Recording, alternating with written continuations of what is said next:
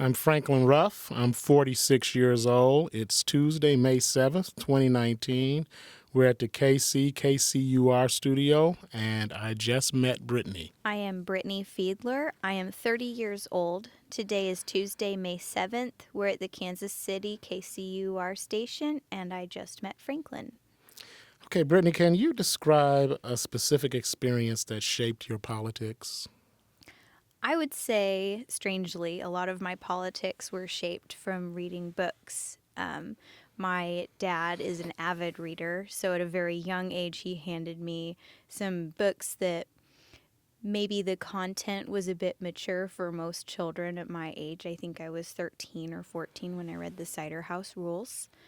And then I also read all of the Tolkien books as a child, and that kind of helped shape my political views on the death penalty.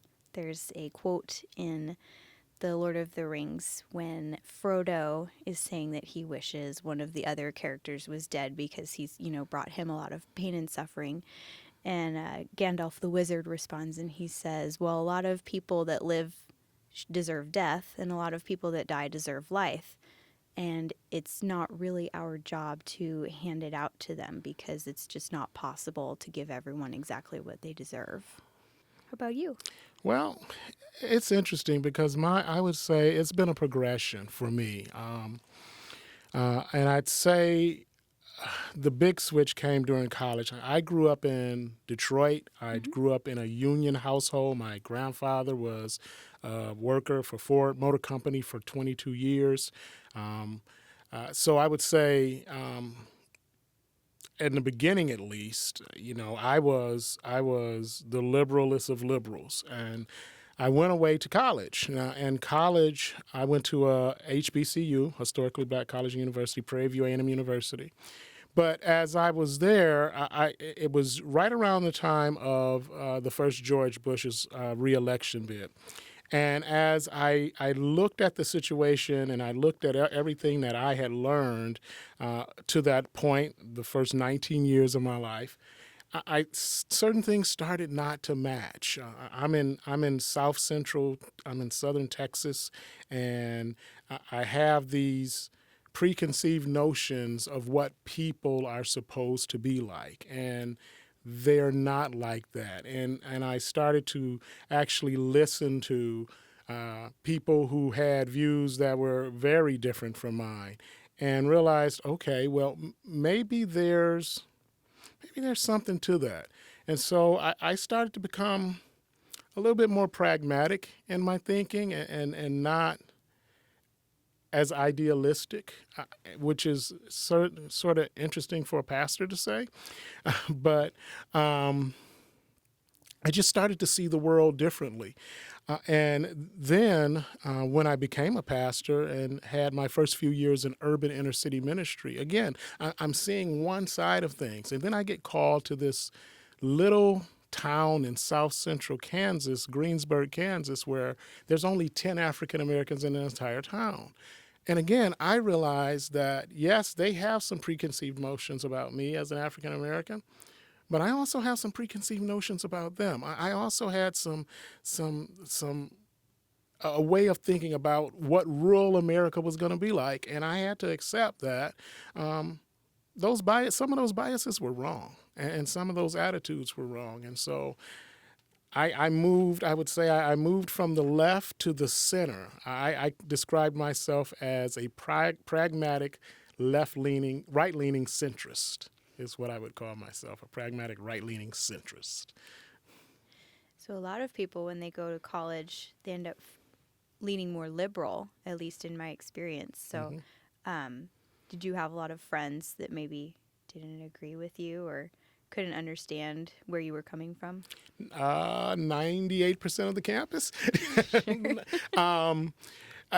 One of my biggest memories about college, again, it's during the election for George Bush and Bill Clinton, and my attitude was, I don't particularly want either one of them. So Ross Perot's running at the time, and so I was a follower of Ross Perot, and most of the campus, everything on the campus was Bill Clinton this and Bill Clinton that, and Again, I was like, you, whatever you want to do, but that that's not what works for me. I wanted to go in a different direction, and so yeah, definitely, the majority of the campus didn't see things my way, and some people were kind of mean about Oh.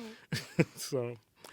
One of the things that when I was reading your bio is you said that you and your husband agree on most things, but there are some things that you don't agree on, and I understand that because my wife and I have gone through 6 presidential elections. We voted for the same person 2 times out of 6.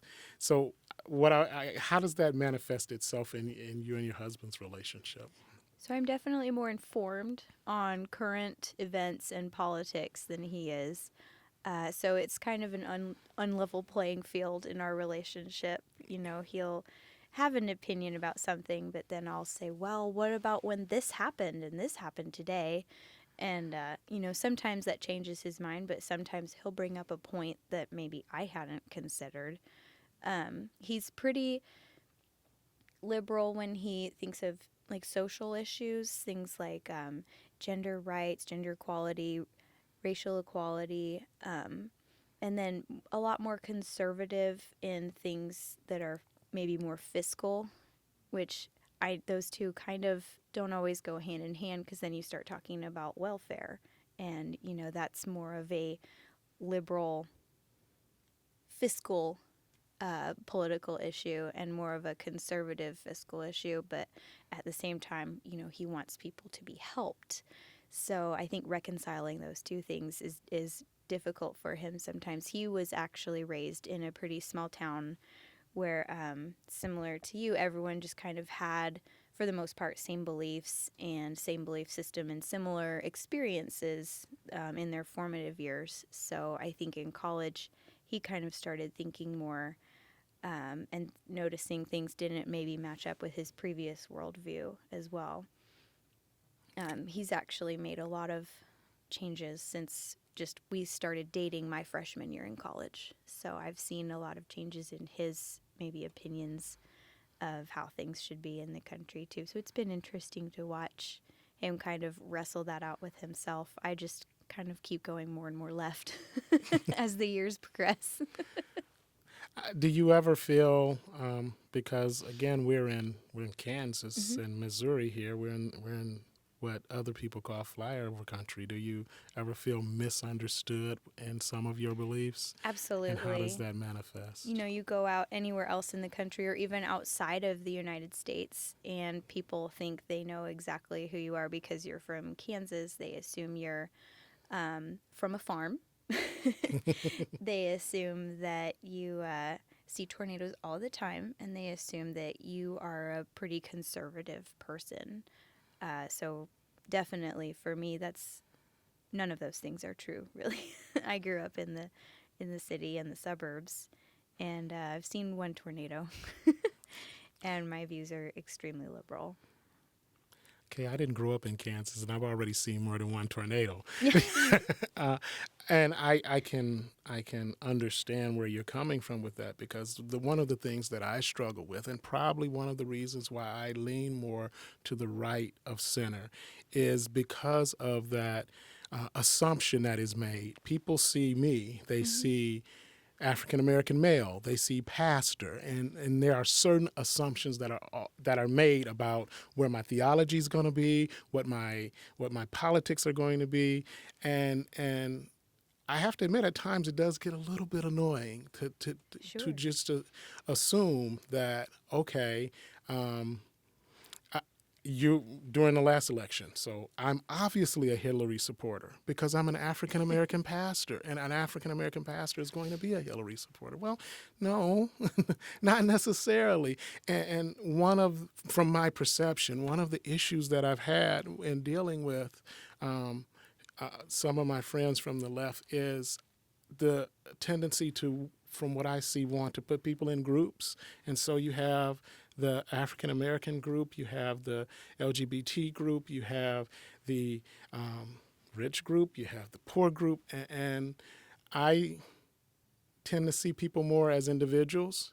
And we are shaped by our upbringing, our experience. We are shaped by who we are outside. But I am more than an African American pastor. I'm a father. I'm a husband.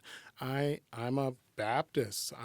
My theology is more. It tends to be conservative, and so I would want people to take more time to get to know me instead of assuming who I am by what they see. Sure. You're just a human trying to do the best you can in this world, in this life. Um, yeah, absolutely feel the same way. Sometimes, I guess usually people are correct when they find out I'm a teacher. They usually assume I'm pretty liberal. Um, it makes having conversations at work about politics a little safer. But yeah, I think that I completely agree. People just tend to get put into groups by the political parties. For me, the most frustrating thing recently has been when we're electing someone or even lots of people into the highest offices in the land. I feel that we should be choosing from the cream of the crop that our nation has to offer. And I'm not convinced that the last election really accomplished that. And I don't I mean I like Bernie, I do, but I also am concerned that he's a very divisive figure.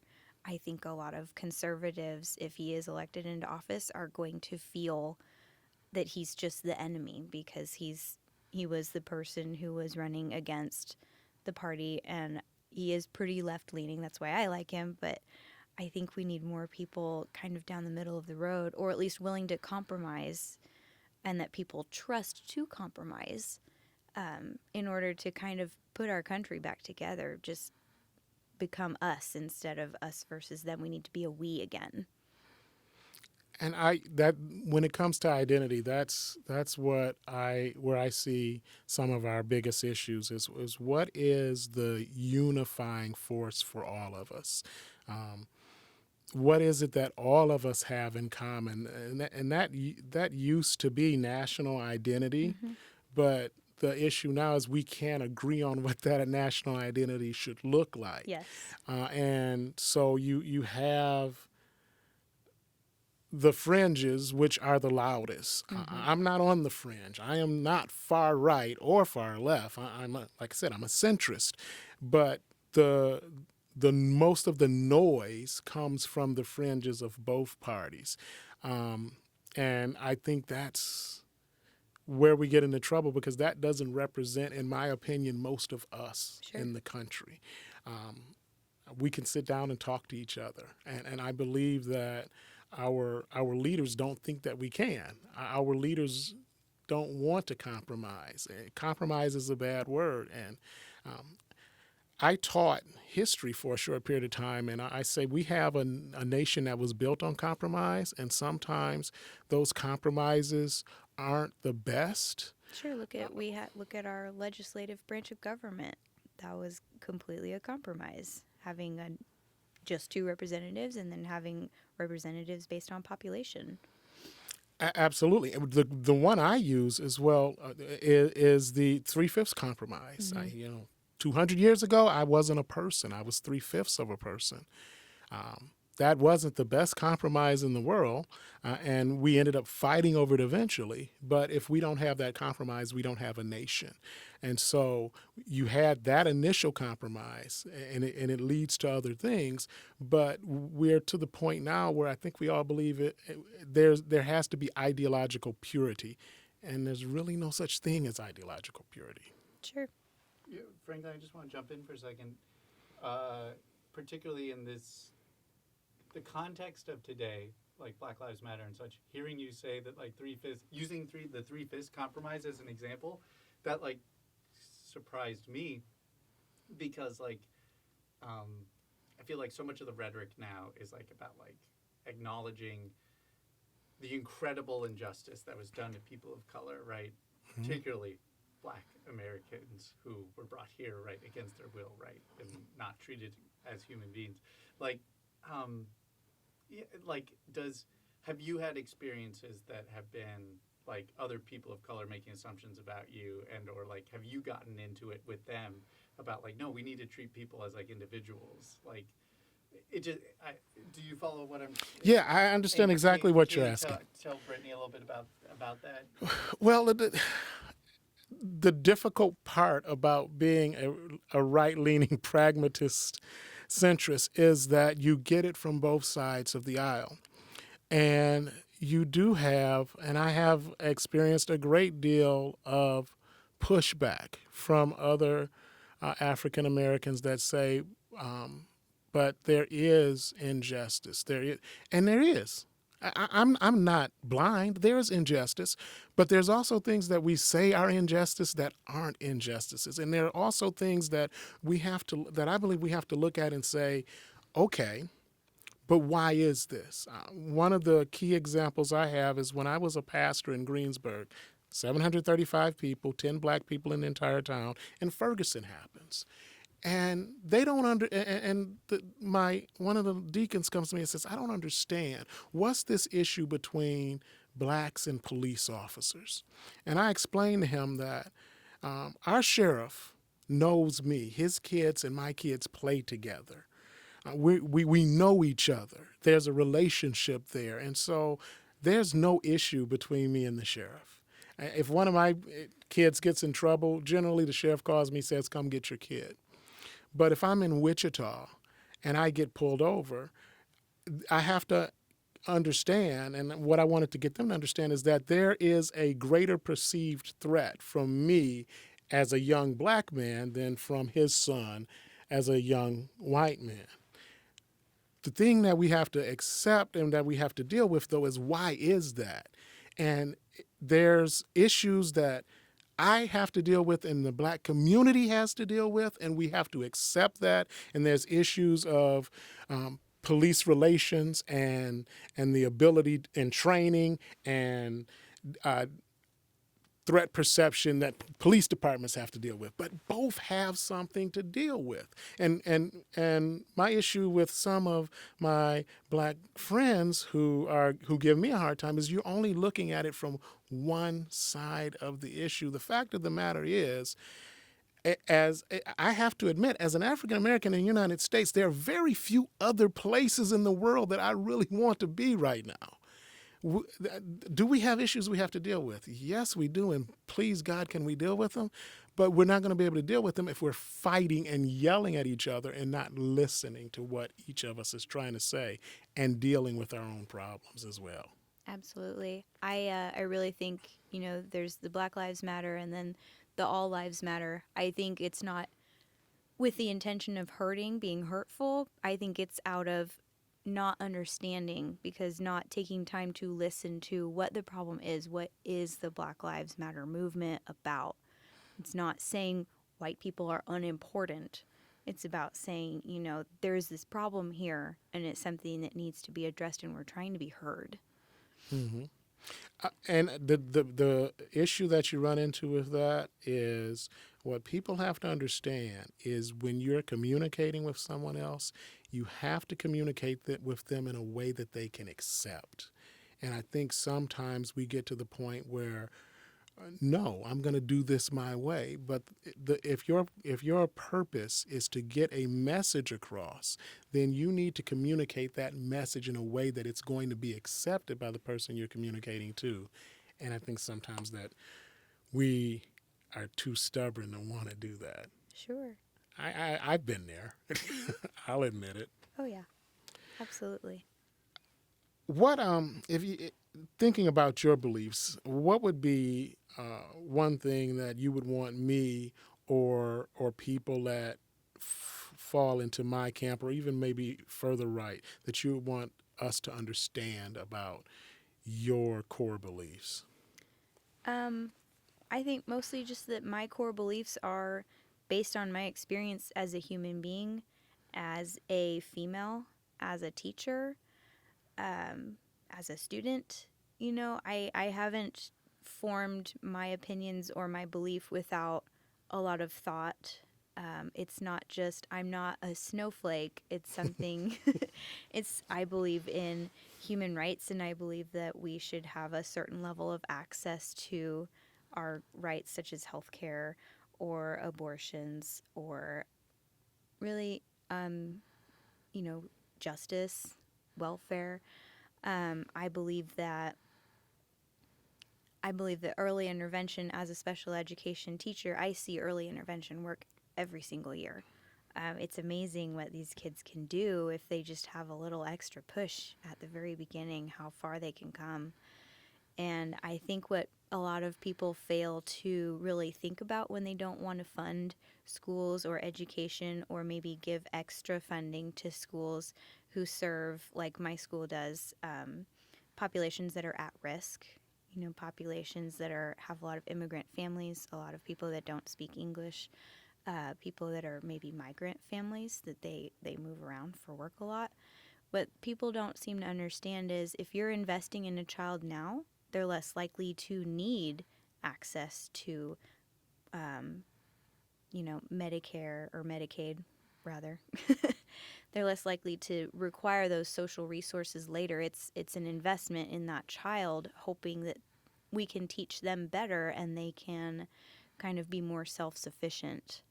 I think that's kind of my biggest thing with social services, is that people think of it as just money we're giving away. We're not giving it away. We're making an investment in the future of that child so that they can become a contributing member of our society. What are some assumptions that are made about people that have your core beliefs that are hurtful that you would want to change? Assumptions about me that I don't know, I've got pretty thick skin. Just maybe that the snowflake thing, I think a lot of people in the left have kind of taken that on as kind of a badge of honor, but saying that we're just too sensitive, and that we can't handle things that are difficult, or we don't want anyone's feelings to get hurt. And that's not really true. I mean, obviously, anytime you're in politics, you're going to step on toes and you're going to hurt somebody's feelings. We're just kind of same as people who are more conservative. We're just letting you know our beliefs and what we think. And I don't know. I'm just not a super sensitive soul. Well, it's interesting that you say that, because that's something I want that maybe you can help me to understand a lot more. Is that in my perception is that a lot of my liberal friends do use feeling language, Okay. whereas my language tends to be more. It's not that I don't care about your feelings, but again, the pragmatism. More logistical. And why do you think that is? Why do you think that there is that tendency to use for instance, the I feel versus the I think, or to use that more, this is what I think people feel, or this is how people feel type language? That's interesting thing to bring up. I'm not sure. Maybe it has something to do with trying to be politically correct. Not trying to maybe hurt the other person's feelings. I'm not sure. It's not something I'd noticed, but I'm going to be looking for it now. Okay. I'm going to be listening for it. And in my profession, I'm more or less surrounded by more liberal-leaning people, so I don't have as many conversations with people who are conservative. do you think that is because there are not conservatives, or do you think it's because they would not feel comfortable speaking out in that environment?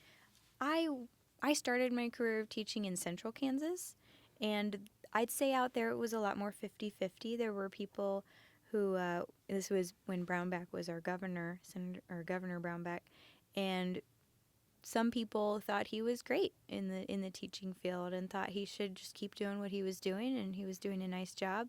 And then the other half, predictably, teachers were like, nope, he's he's kind of terrible, and really just couldn't stand a lot of his policies. I think part of it is you just kind of learn who to talk to about it, and then maybe in an effort to not make someone uncomfortable or make yourself uncomfortable, you just kind of learn who to not talk to. Reverend Franklin, you asked Brittany, where not speaking was like a matter of like comfort. Are you alluding to that there have been times when you've just like kept quiet, kept your head down to kind of avoid Oh, more than once. My reason for not speaking out usually it doesn't have to do with fear. Most of the time, my reasons for not speaking out has to do with I have to feel that something's going to be accomplished by. What's the point? Yeah, that's exactly what it comes to is what's the point? If I don't feel that someone's being damaged, I do have to speak out quite a bit in church because I have to remind people that we're Christians, and that your allegiance to the kingdom of God is supposed to be greater than your allegiance to political party, and that some of the things that you're saying are going to be hurtful to people who don't believe as you do. I will admit that to use the language of the day, triggered. Because I will be totally honest with you, I cannot stand that word. But if I were to say anything triggers me, you use the term political correctness, and I will say for me that's an annoyance because it seems to me to sanitize language, and there's a difference for me from being non-politically correct and being rude. Those are two different things. I might say something in a more direct way that's not politically correct, but I'm not trying to be rude. And it seems like, and I will say I have noticed this in at least my son's school as well, that there seems to be a sanitization of language, even with some of the way that the teachers describe my son's behavior. And my thing is, so what you're saying is he was acting up, right? And they won't say that, but that's what he was doing. And so I'm like, just tell me what he's doing. You don't have to write a paragraph to give me a sentence. And so that is, I will admit, that's something I struggle with. I'm definitely guilty of that. I'll tell parents, well, we struggled today, or we had a hard time with story time. Yeah, sometimes some parents are ready to hear it.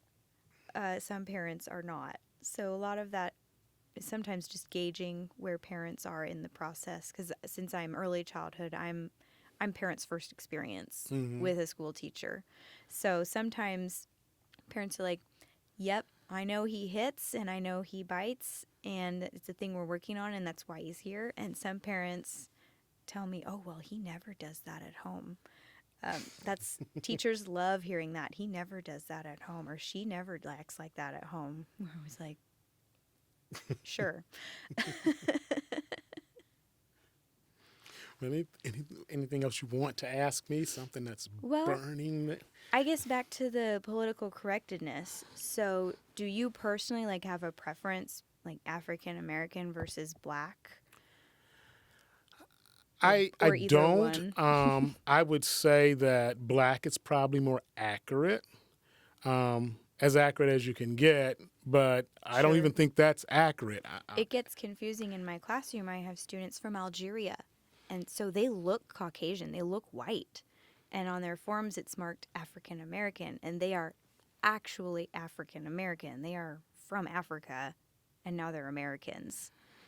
Well, and I think part of it is that we mix race and ethnicity. And we have to understand that race and ethnicity are two different things. Sure. And culture.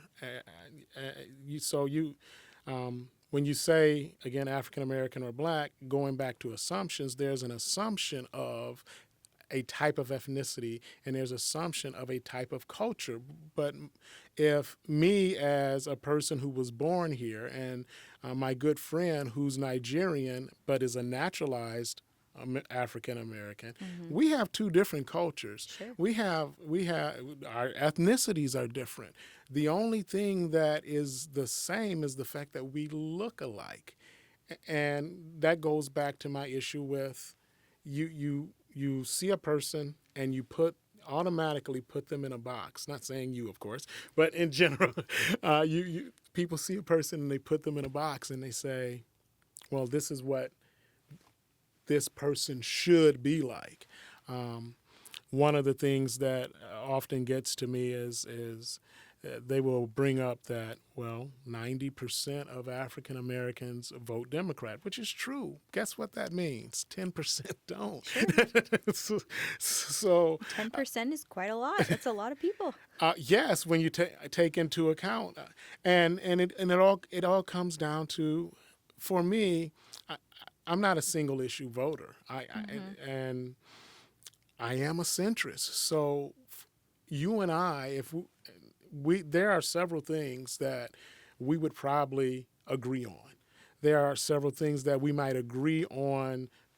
Well, I want this to be the end point, but we disagree on how to get there.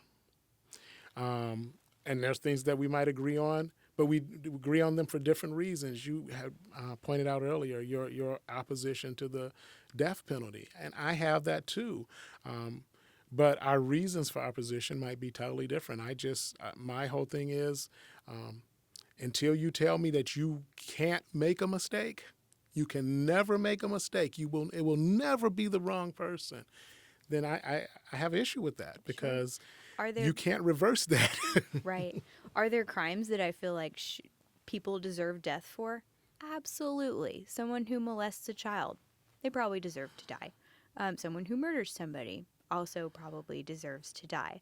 But I am not without sin. I'm not going to cast that stone. And like I said, a lot of people that die deserve life, and a lot of people that live deserve death. And I don't have the power to give it to them. So how do you're in an environment where the majority of the people think the same way that you do. So how do we avoid echo chambers? Because we get that on Twitter. We tweet with the people that we agree with. We get it on Facebook. Or you troll the people you don't agree with. Absolutely.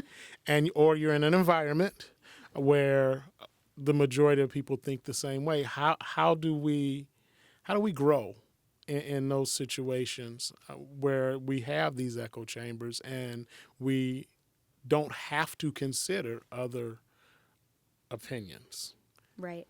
I think it goes back to what you were talking about earlier, and also just listening, like you were saying, just listening to each other instead of yelling at each other all the time. We have 2 ears and 1 mouth. I think the more educated you can be, the better you can form an opinion. You don't want to get all of your news from just NPR. You don't want to get all of your news from just Fox News. It's about finding a variety of sources and kind of wading through everything to be able to make an informed decision for yourself. A question for both of you. Can you give me an example of some time where you have like something has happened to you, or like an event, and it's changed your position on something? And it can be in either direction. Just like a moment when you had that kind of like, oh, my bubble's popping. It might be a little harder for you, Brittany. Yeah, I think a lot of my opinions were formed pretty early.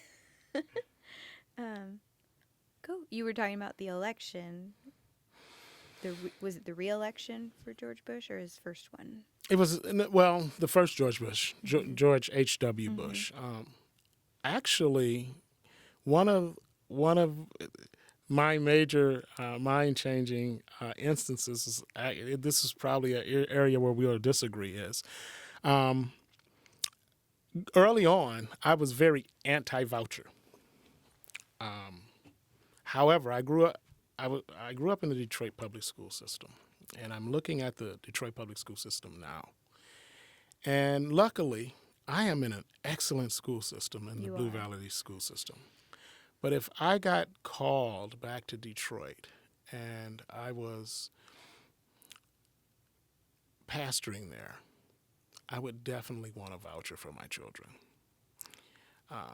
Simply because the school system right now is in a state where they need to repair some things, and I'm praying to God that they are able to do that, because it's definitely not the teachers. They are doing the best they can with the... I would imagine the ones that are still there are absolutely putting their heart and soul there. They're there because they want to be. And they want to help. But there needs to be some fixes that take place there. And so I am definitely not anti-voucher anymore. I am definitely pro-voucher. I change having children and looking at wanting to provide the best that I could for them changed my mind on that. I understand the argument on the other side of you're taking resources from that particular public school and putting them somewhere else. I understand that 100%. Those taxpayer dollars that those people paid are not going to their own children. But I also understand that my primary responsibility as a parent is to those 3 children that God has blessed me with. And so I want to provide them with the best that I can. Sure. I'd say something, that probably the most conservative viewpoint I have is on testing, like making sure people on welfare pass a drug test. I honestly, I don't see the problem with that. I don't, I'm not sure where the negative is there to make sure that we're not enabling an addict to continue with their habits. And as you said that, I guess another one has been the libertarian side of me says that a parent should have ultimate responsibility for their children. But when I look at, for instance, the vaccination issue,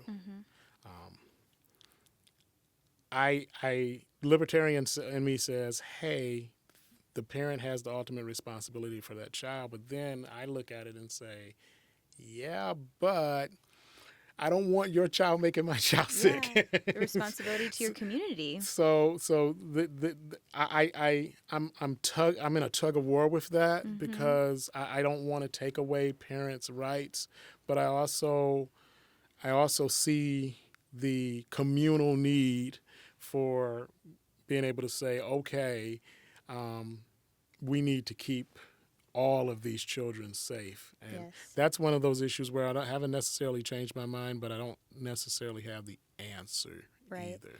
And it gets me too. The science says vaccines do not cause autism. Even if vaccines did cause autism, is that really worse than your child potentially dying from a disease that could have been prevented? Yeah, like I said, I struggle with that one. Sure. That's a struggle for me. Is there anything, as we've gone through this conversation, is there anything that has surprised you? I mean, in your bio, you had said you were a minister and that you were Black and that people just assumed that you would be liberal right off the bat. So obviously I didn't have that assumption when I walked in. So no. What about you? Anything about me? No, not at all. It's just I guess being